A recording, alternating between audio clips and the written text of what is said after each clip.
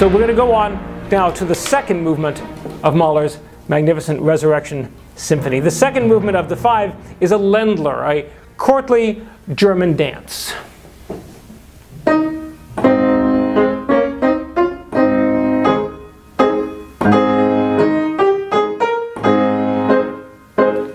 Charming and gentle and lyrical and playful. The third movement of the Resurrection Symphony is a typical Mahler scherzo, filled with fantastic fireworks and beautiful individual solos from various parts of the orchestra, and he begins it in the most unusual way.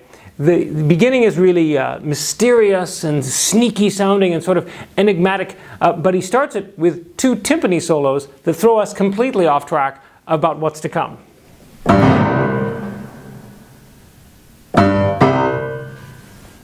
And then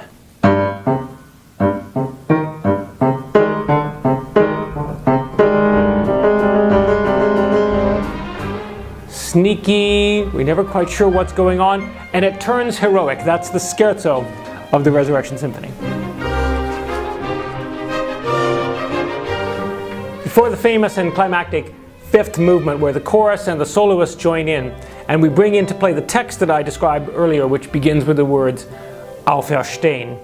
I want to talk a little bit about the fourth movement, the shortest of all the movements by far, barely even 5 minutes, perhaps a little less, which is really not a symphonic movement at all, but a song for the mezzo-soprano soloist and the orchestra, which has been tucked in between what should have been the third and fourth movements. It becomes the fourth movement, the finale becomes the fifth. This short movement, Urlicht, Eternal Light. This is a song taken from the poetic cycle, the Knabenwunderhorn, the boy's magic horn, a series of texts that Mahler worked with all his life, and he brings back into play from those songs here in the Resurrection Symphony.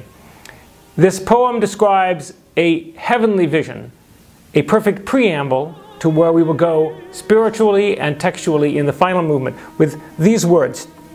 Mankind lives in greatest need, mankind lives in greatest pain.